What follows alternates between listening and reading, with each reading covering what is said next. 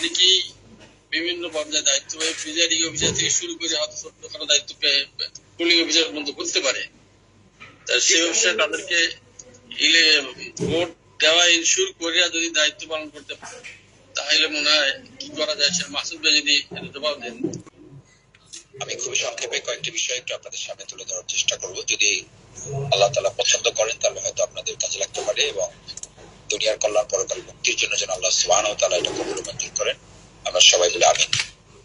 এলাকা ভেদে সংশ্লিষ্ট দায়িত্বশীলদের সাথে পরামর্শ করে ওনার ওখানে ইম্পর্টেন্সটা কোনটায়, যদি ওখানে ভিতরে থেকে উনি ভালো সাপোর্ট দিতে পারে তাহলে উনি দায়িত্ব নেবেন। আর যদি উনি বাইরে থেকে ওনার প্রভাব পড়াটা এরকম হয় যে বাইরে থেকে ওভারঅল এনভায়রনমেন্ট মেনটেন করাটা ওনার লোকাল যে সংগঠন আছে, লোকাল অর্গানাইজেশনের সাথে আলোচনা করে ডিসিশনটা হবে।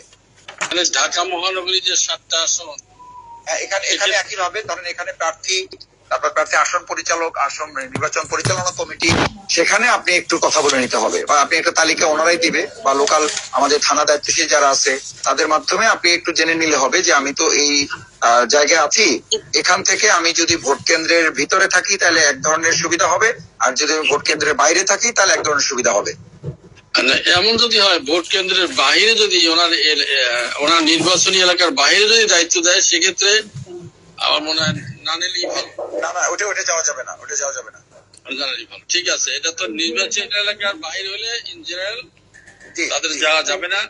নির্বাচনের মধ্যে হইলে সেক্ষেত্রে আমরা নির্বাচন পরিচালকের সাথে একটু আলোচনা করে ঠিক আছে, ইনশাল্লাহ 1 নাম্বার। আর দ্বিতীয়